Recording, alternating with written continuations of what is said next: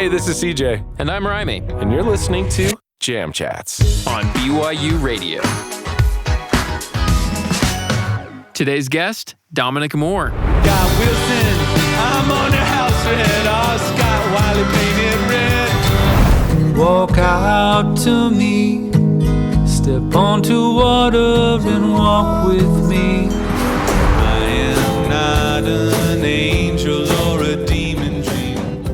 Dominic Moore is a genre-blending artist whose music balances soulful melodies and has a deep sense of empathy and reflection. Dominic is unique in that he's also a palliative pediatric doctor, specializing in helping children work through intense illnesses. Today, we'll talk to him about what his day job teaches him about our mortal experience and how that comes out in his music. You won't want to miss Dominic Moore, and he's live on Jam Chats. Let's get to it.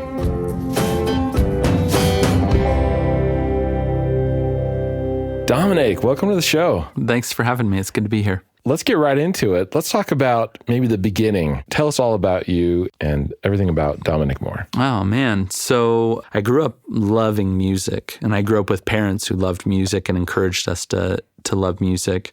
I played the violin for a while and finally was able to convince my parents to let me quit, which I do regret, so that I could play the guitar. And from there was just really into stringed instruments.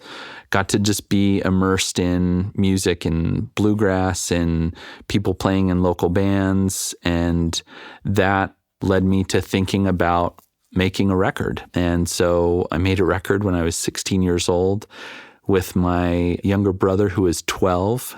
Nice. And a friend who was my same age and our neighbor who was 13. And it was the kind of thing that felt very, in the time, natural. And I look back in my childhood and think that was so preposterous. Yeah. That I saved up a bunch of money and wrote 12 songs and recorded them with my friends and my neighbors and family. And your brother? And my brother, yeah. And my brother, honestly, is one of my best friends. And so I say friends thinking of him, but it was just such a great experience. And from there, I always was playing music.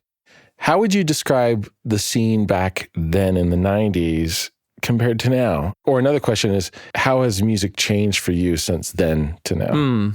Oh, that's a great question. I think the music scene in the early to mid 90s was kind of naively optimistic in a really beautiful way. I don't mean naive in a negative way, but we just kind of didn't know what we didn't know. Right. And it was pre kind of massive internet. And so playing a show at, Westminster or up at the U or whatever just kind of felt amazing. Yeah. And I think in today's music scene, you have folks like Moth and the Flame and Imagine Dragons and others who are experiencing music and playing music on a scale that I think would have just melted my brain back then. Totally. Yeah. And so in a lot of ways, I think I enjoyed that naivete that I had at the time was just oh man, I really like this. And maybe if I work really hard, there are going to be 50 people at my show or something. Yeah. I mean, in a lot of ways, I'm still in that space. But I think a lot more holistically about music and the role that it plays in my life. Because when I was that age, I had never sung a lullaby to my kids. I had never played at a funeral. I had never played at Kingsbury Hall. I had never sold a lot of records, and I knew I had never had anybody know who I was in regards to music outside of my friends who I bullied into going to my shows. Right. Bullied. Plastered their cars with flyers, right? Yeah, and also in the intervening time, I've had a lot of friends and just kind of people in the scene who almost made it, who were absolutely good enough too. And I've seen how it isn't as simple as being good enough too.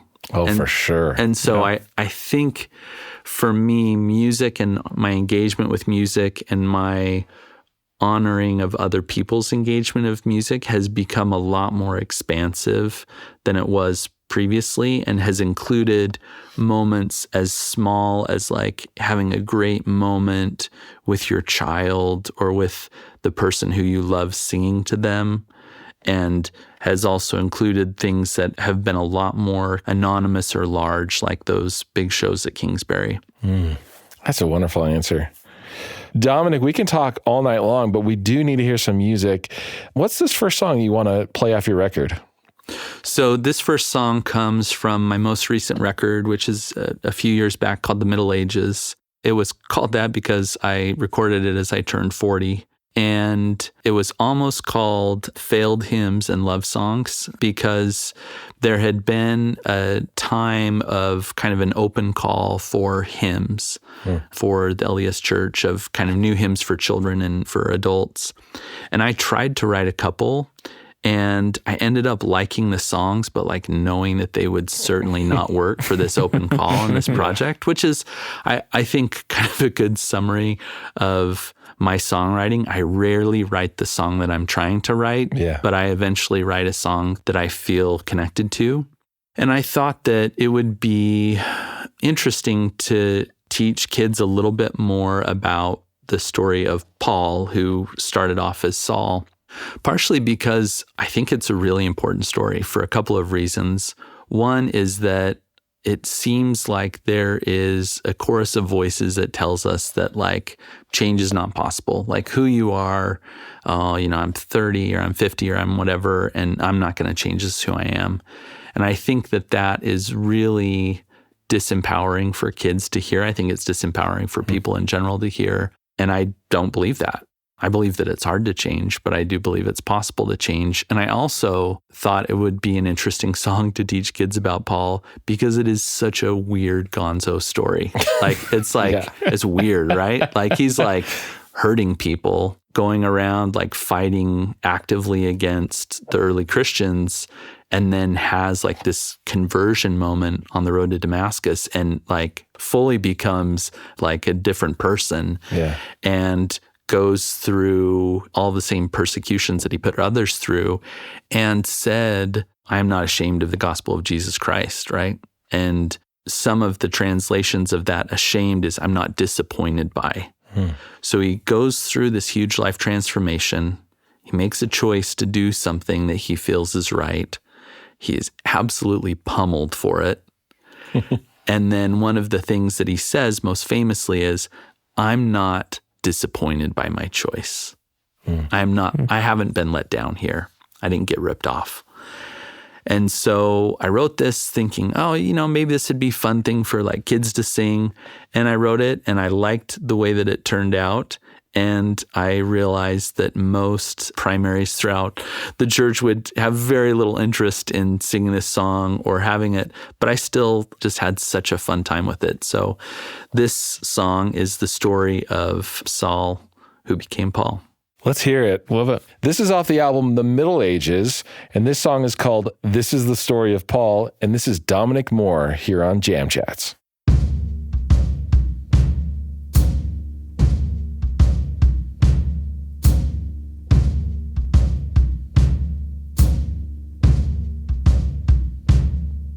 You don't change, you won't change, you can't change. You don't change, you won't change, you can't change. You don't change, you won't change, you can't change. Well, let me tell you real quick about someone who was something, and then he changed it all through a bit of divine reinvention, an intervention, and a great big fall. Yeah, this is the story of Saul, who is Paul, after he changed it all. Yeah, this is the story of Saul. This is the story of Paul. You know, Saul was the stoning Kochep. He was a shipwreck. He was a warship. He was doing the work of the masses, teaching master classes for the tragically hip. Yes, this is the story of Saul, who is Paul, after he changed it all. Yeah, this is the story of Saul. This is the story of Paul. Down on that road, nobody knows what he saw before Damascus. Did he see his world in ashes? on that road. What does he know? Yeah, what does he know now? How did that man turn himself around? Okay, well let me tell you all a real big secret. I'm gonna leak it. Jesus loves us all, he don't care about the size of your house. If you're a mouse or a snake like Saul. Now this is the story of Saul. Who is Paul? After he changed it all. Yeah, this is the story of Saul. And this is the story of Paul. Now this is the story of Saul. Who is Paul? After he changed it all. Now this is the story of Saul. This is the story of Paul.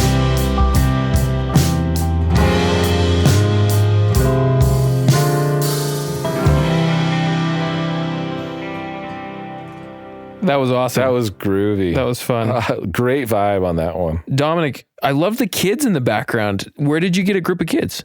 They live at my house. I love it. They are my kids. You kidnapped some kids and they live at your house? No. It was a non-kidnapping situation. Strictly homegrown. You've talked a lot about kids. Yeah. So far. How many kids do you have? I have 4 kids. Yeah, and they are wonderful. They are really the primary focus of my life and my life with my wife, Katie. And yeah, they're incredible, man. Kids are incredible. So earlier you talked about children. Yeah. Your profession is you're a physician that works with children. Tell us about that a little bit. Yeah, I am lucky enough to have a really cool job where I get to work with kids and families all the time. I'm a pediatrician, but I've subspecialized into an area of pediatrics called hospice and palliative care. And it's working with families who are kind of going through serious illness, who are working through hard times. And so a lot of my focus is making sure that kids are getting their symptoms taken care of, whether that's making sure they're getting good sleep or that their pain's well controlled or their nausea. But many of the kids that I take care of recover from their illness and do amazing despite having a life-threatening illness, and some of them don't. And that has been a huge learning experience and also has been meaningful for me. And as I describe this job, sometimes I think people are consumed with the sadness of it, which certainly exists, but I don't think I've laughed any less hard with the families whose kids are going through hard things and those who they're going well for. Life continues and life goes on, and kids are kids and they're incredible and cool and creative and full of possibility. Getting to work with them specifically as they interact with serious illness and that aspect of life, you really see some of the most beautiful family interactions and beautiful interactions with people kind of grappling with the idea of what it means to be alive. And so I love that it seems like you've adapted a kid's mentality on life, which I think so many people lose.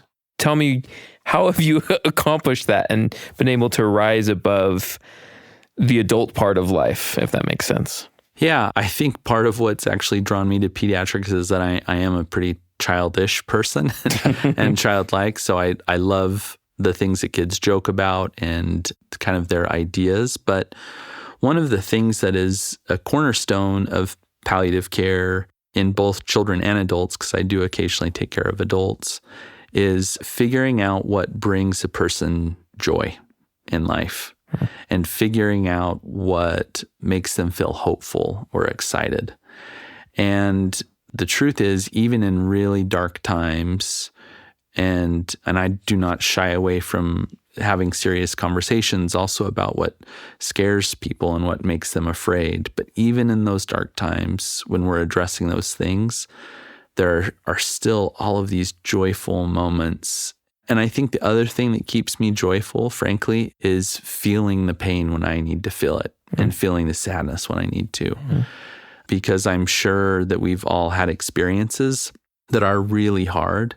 And if we don't face them, that it comes out in some way. And often it's in kind of a darker, harder way than if we just kind of confront reality for what it actually is. Part of it is finding joy, and part of it is embracing sadness and embracing hard things.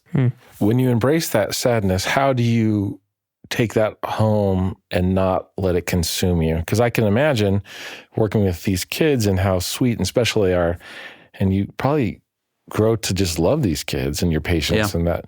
But how do you not make it personal, or do you? I think that making the things that we do personal is extremely important. So I do keep it personal, frankly. I also try to maintain a clear sense of what space is mine to inhabit and what is not mine. And tell me about that a little bit. So the kids that I take care of are not my children. And if I start to think of them as my children, I think it changes my relationship with them, because they have parents. Some of them are raised by grandparents or other folks. But as close as my relationship is to them, I am their doctor. And if I do a good job thinking about and connecting with them as their doctor, that is the best way that I have to serve them as fellow human beings and children of God. And if I start to lose sight about what my role is in helping that child, I don't help them as well as I might. And also it inhibits my ability to see the other people in the room for who they are and for what they're doing. That is really profound. I had an experience early on as a medical student where there was a child who was hospitalized for a very long time, who's had organ dysfunction and things that she needed to be in the hospital and could not be anywhere else. And her mother really could not be at her bedside very often. And I would come in early before my shift to read to her, to play with her. She was like 2. And I thought so much of myself for doing that. I was like, I'm really, I'm Mr. Hero here, reading to this kid and taking some extra time. And it also made me really sad that when I went off that time period in rotation as a medical student, that there wasn't going to be somebody there who came in the morning to read to her and to play with her. Oh, yeah. And so I wrote this song called Who's Gonna Love You? And it was really written to this little girl thinking, okay, like I'm here for a brief period. I am only kind of able to do so much for you in your life. What is your life going to look like?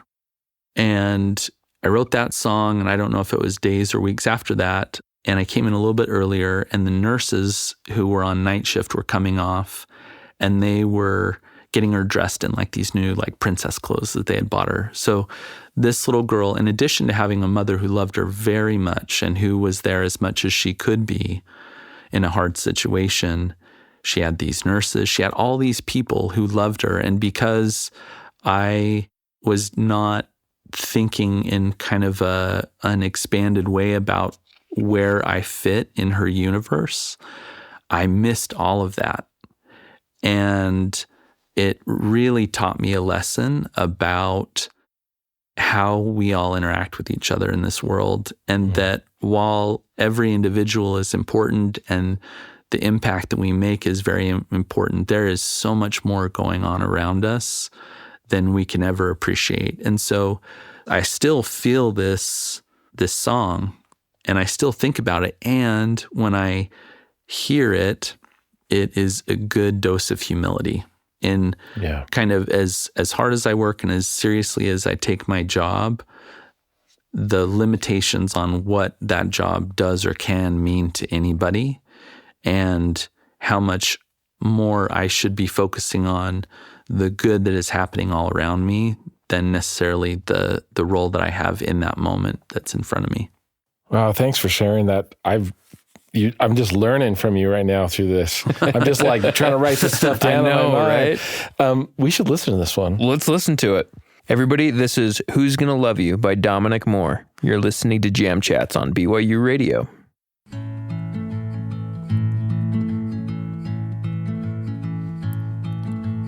Who's gonna love you when I'm gone? Who's gonna make it right when it goes all wrong? Who's gonna lift you up when you've gone down? Who cares enough to be around?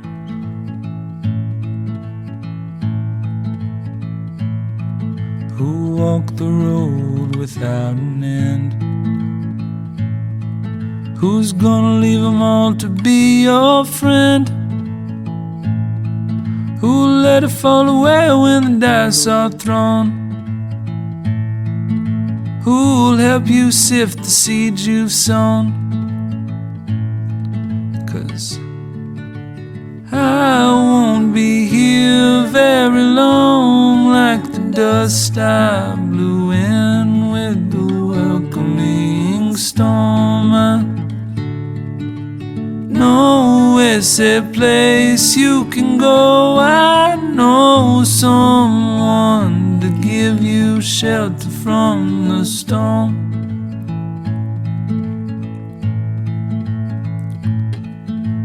Who's gonna come when you cry at night? Tuck you into bed and turn off the light? Who's gonna try to take the heat that comes? Who'll be there when the deal is done? 'Cause I won't be here very long, like the dust I blew in with the welcoming storm. I know it's a place you can go. I know someone to give you shelter from the storm.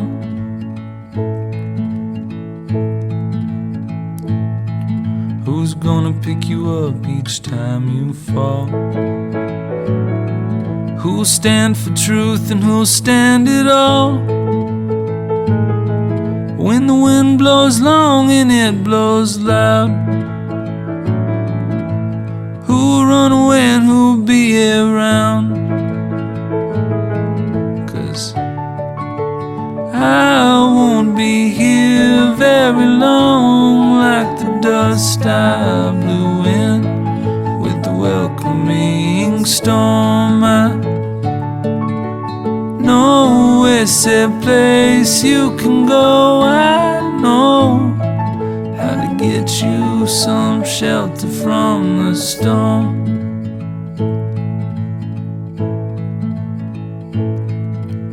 Who's gonna love you when I'm gone? Who's gonna love you when I'm gone? Who's gonna love you when I'm gone? Tell me who's gonna love you when I'm gone? Dominic, that was beautiful. That was nice. And it made it so much more sweet to hear the story about your patient, the little girl. And wow, just touched me there. That's beautiful. Thank you for sharing that. No, thanks. That again was Who's Gonna Love You by Dominic Moore. And he's live here on Jam Chats. We've been chatting with you, but I want to hear you play something live. Yeah, This is Jam Chats, you know. Yes. So you've got a song called Any Point in Time that you want to play live. Can you tell us a little bit about that song? Yeah, so I wrote this song while walking back to the car after my daughter's science fair. And I write songs usually after kind of a phrase comes into my head. And I am fascinated by time and like our concept of time and whether time is like a linear concept or whatever else. And the line that popped into my head was, maybe time is a straight line and maybe it's a circle.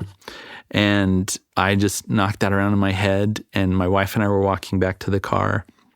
And I said, hey, can I just like be in my head for a minute? Because I think I have a song and I'm going to like write some stuff down. And so I was just like sitting in the front seat like a goof. And then I sang like this first verse to her.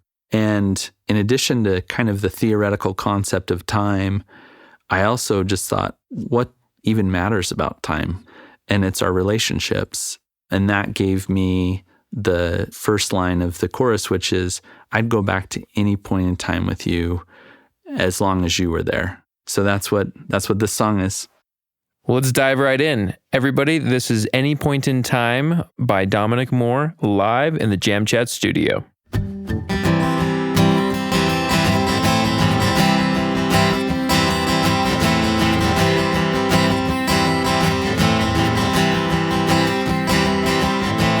Maybe time is a straight line, and maybe it's a circle, a universe of slowly growing spheres.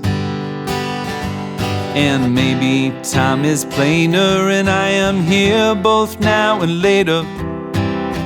Eternity keeps whispering in my ears. Oh, but I'd go back to any point in time with you. Any point in time would do, as long as you are there.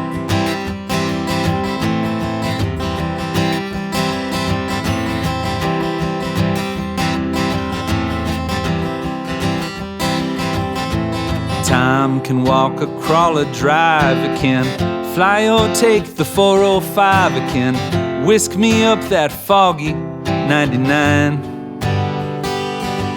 It can take me to the doorstep of your workplace where we first met. I've kissed you there and all the in-betweens. Oh, but I'd go back to any point in time with you. Any point in time would do, as long as you are there.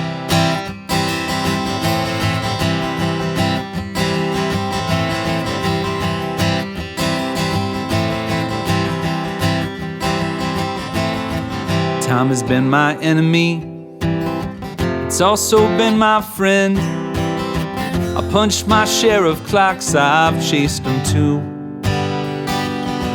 Now time after time I lost my mind, and you helped me find it. I seem to find things easier with you. Oh, but I'd go back to any point in time with you. Any point in time would do, as long as you are there.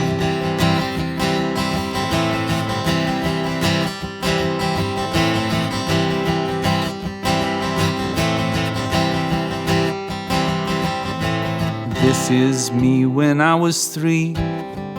You were just a baby, and this is where you saved me from myself. Now this is the time that we both knew. It was the time our family grew, and this is when I saw you with new eyes. Oh yes, I'd go back to any point in time with you.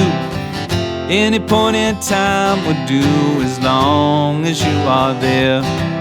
Now any point in time would do, as long as you are there.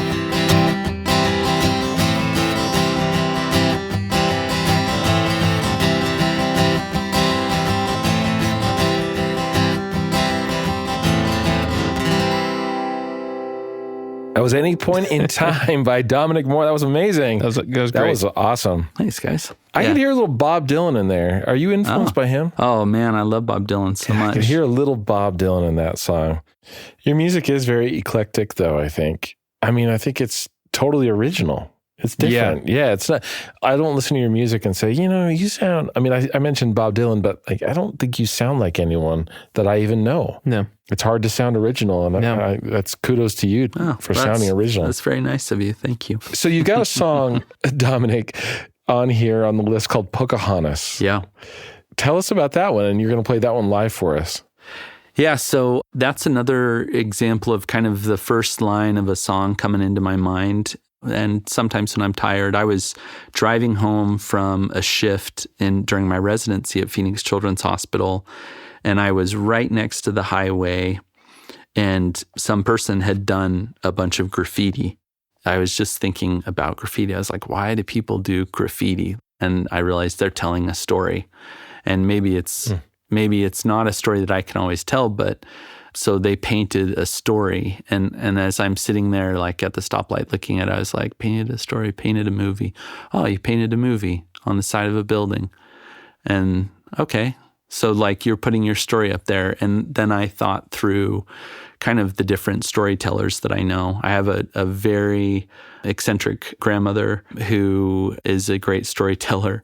And I also thought about the way that our stories we put that story up on a building and people can think about it whatever they want to think about it, or tell different stories about it, or like give whatever. And this song comes from an album called Amateur Sketches of Famous and Important People.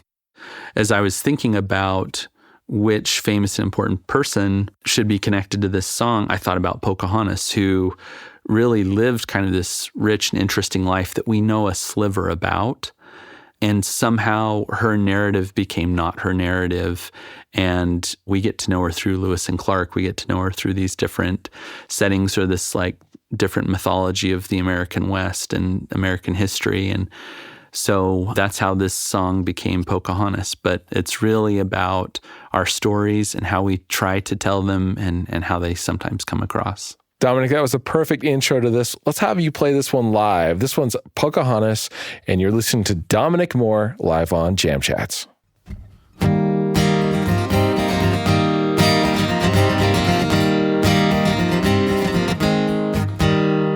You painted a movie on the side of a building. All the parts you could have hidden, you left exposed.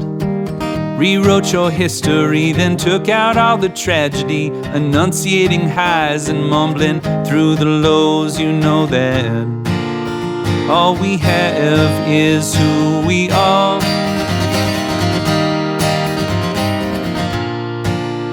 All we know is that we've come so far. You painted a mural of a Mississippi girl who traveled round the world just to come back home. Through builders of the pyramids, the pilgrims and the indie kids, hucking all the paper plates through the glass doors. You know that all we have is who we are.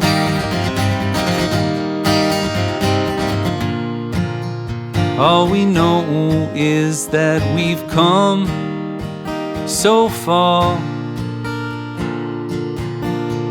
From small towns with small town ways, shopping centers, stunner shades, heated spoons and razor blades. The future is ours.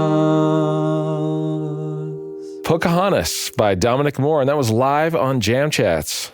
Dominic, we were just talking about it, but your lyrics are so original, and it screams you. Like I'm just getting to know you, but it's so much fun I feel like the more I listen to your music, the more I get to know you better. Oh, thank you. And Dominic, speaking about you, what do you want to project in your music about you? What do you want the world to think about Dominic Moore? Yeah, that's an interesting question. I don't know that I want the world to think about Dominic Moore when they listen to my music. Though it is interesting, a lot of it I infuse pieces of myself into, but I would love to make music that is actually really pretty anonymous, which I think contradicts what I actually make, which maybe goes back to the idea of like following a song where it's going to take you. But that's different than a lot of artists. I mean, a lot of artists want to, quote unquote, make it as an artist. They want to be known. Yeah. They want to be famous. Some artists do. But what you're saying here is you want to be semi-anonymous. I would love to make music that people care about. And my role in that music doesn't feel quite as important as making something that people care about. Like, I find biographies of musicians fascinating. I found all these things. I love hip hop, and a lot of hip hop is autobiographical.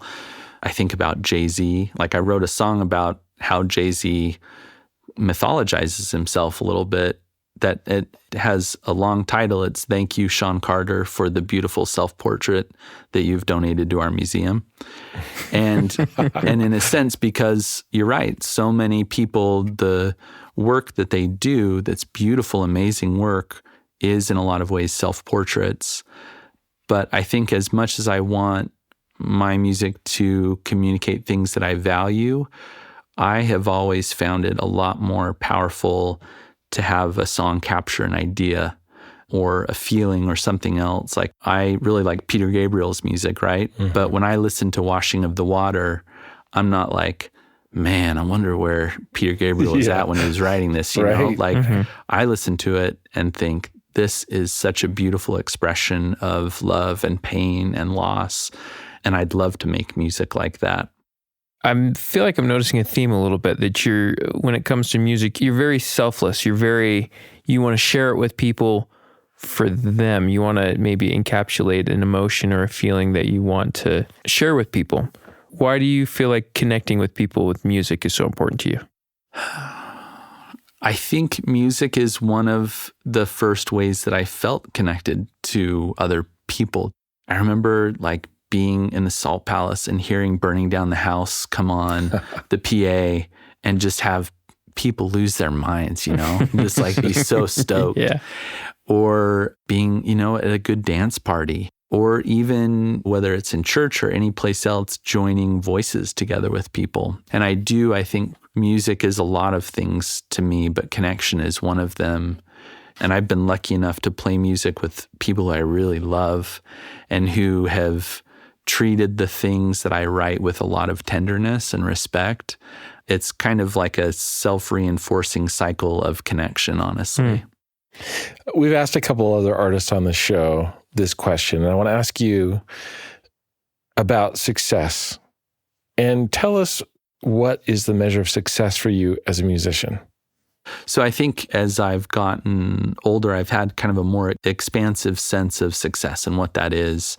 And part of that is because, frankly, I would love to be kind of commercially successful in music. Like, I don't think there's anybody who's honest who wouldn't love to be successful in that way. But I've seen people who wanted that and have not attained it become really disappointed with music. And as much as I would love music to give me that thing, music gives me so many other things that I feel like success is when I finish performing a song and it's clear that I have connected with someone. Mm-hmm.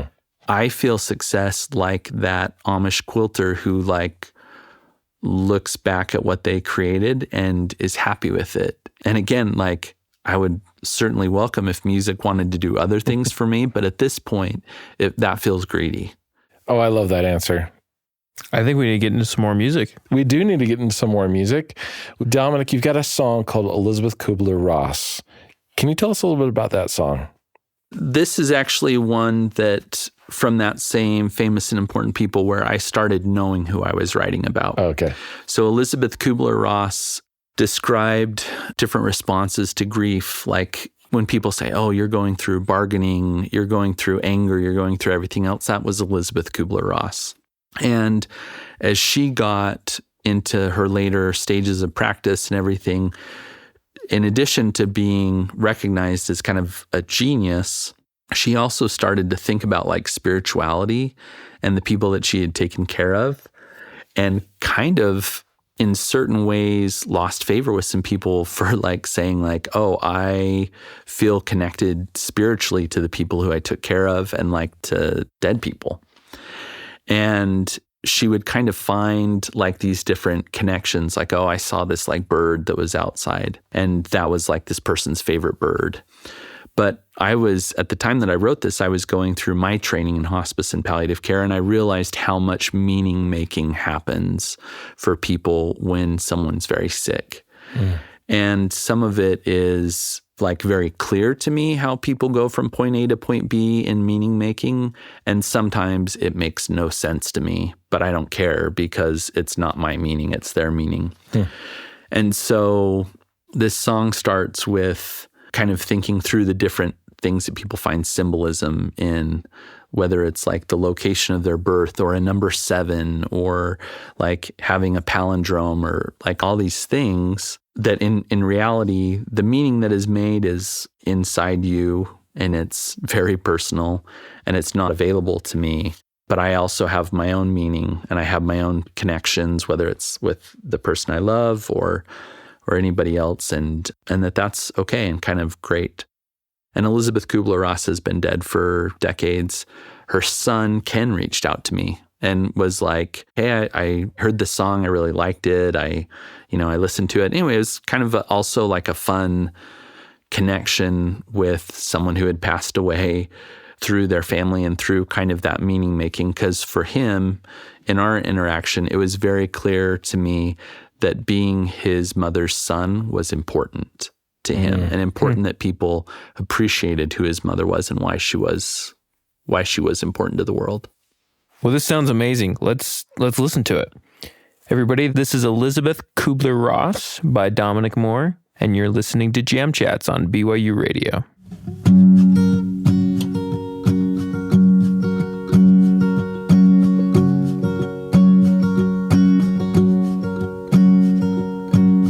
Seven and seven was an accident, like my birth on this American continent, like the dream I have of the night we met. Feels like it's missing something. I was number 8, I was a humanist. The ocean moved and I did not resist. I couldn't hold my feelings on the night I first missed you. Knew I was losing something, but I got numbers running through my head like faces of the Grateful Dead surround me. Too many numbers, names, and messages beyond the grave over my head and through. 3 birds were flying in the morning sky. I saw the Holy Trinity, the reason why. Though men are born without wings, we still attempt to fly. The caged bird wants to be free, but I got numbers running through my head like faces of the Grateful Dead surround me. Too many numbers, names, and messages beyond the grave over my head and through me. 77 years forwards and back, as serious as sin or as a heart attack. Imperfect as a brainstorm on my very first draft. The way I wish I could be, but I got numbers running through my head like faces of the Grateful Dead surround me. Too many numbers, names, and messages beyond the grave over my head and through me. Too many numbers, names, and messages beyond the grave over my head and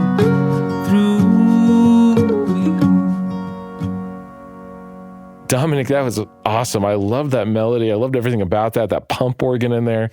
Love the production on it. Love the production. Cool. Tell us a little bit about the production. How did this one get recorded? That was an interesting record. And so almost every song on Amateur Sketches of Famous and Important People was recorded just with me and a guitar.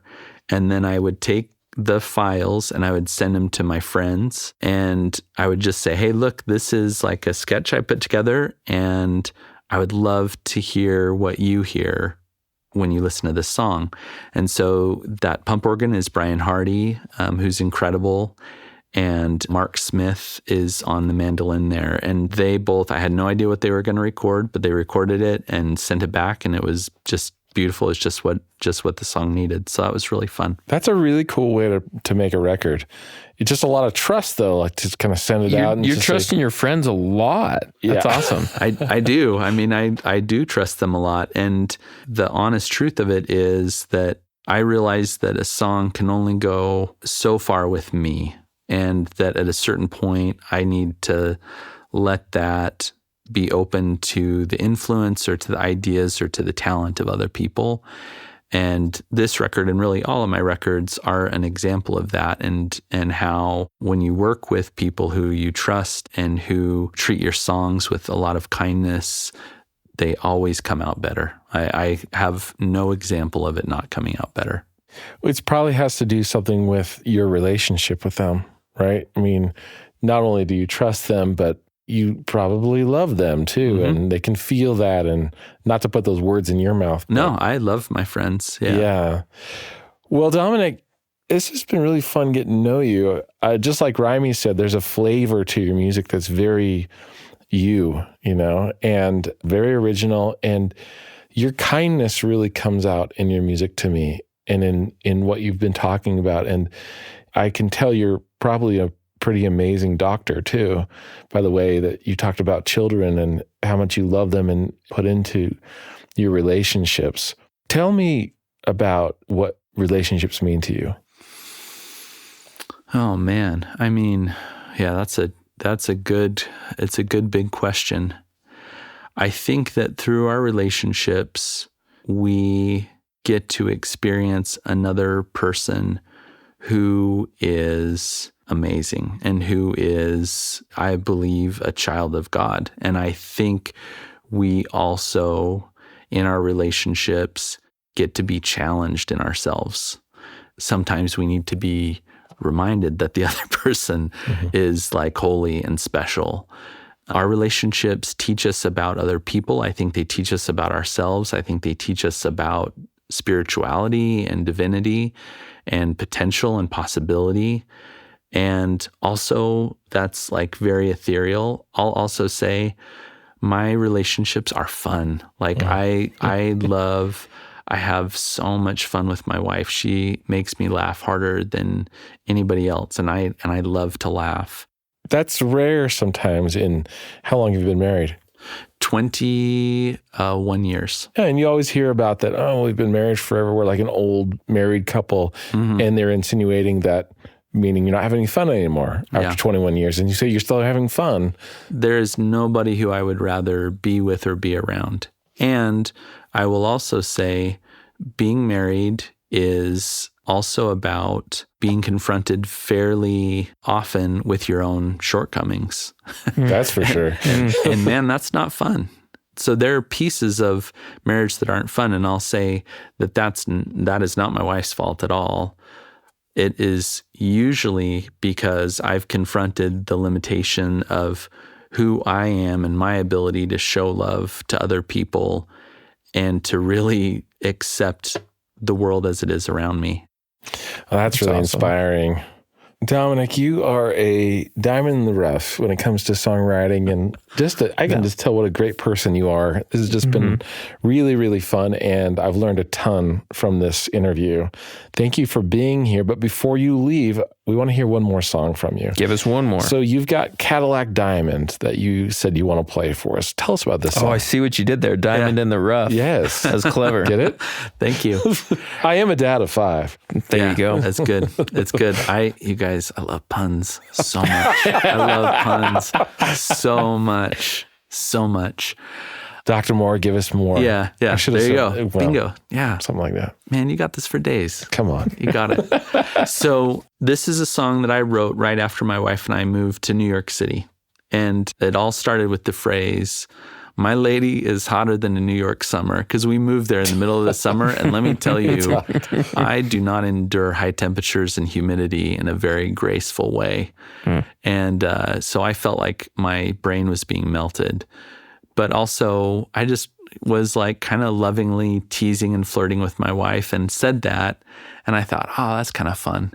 And from there, I just thought, let's make a song about hyperbole. Like, let's be hyperbolic, because that's how I feel. It's how I feel about my wife. And so the name Cadillac Diamond comes from the line at the end, which felt like the big hyperbole.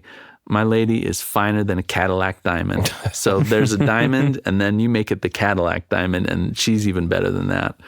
And so, yeah, it's just, and it's a song too that I wrote very fast. It's a fast song too, so that's not going to surprise you. You're not going to be like, man, you really put a lot of time into this. Well, you got to play this one live for us. This one is Cadillac Diamond, and this is Dominic Moore live on Jam Chats, and you're listening to BYU Radio.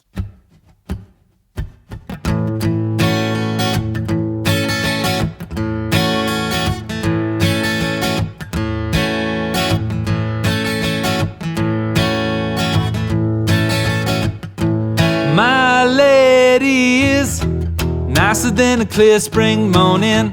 She kisses me sleepy and yawning, and nobody gets my kiss but my baby in the morning time.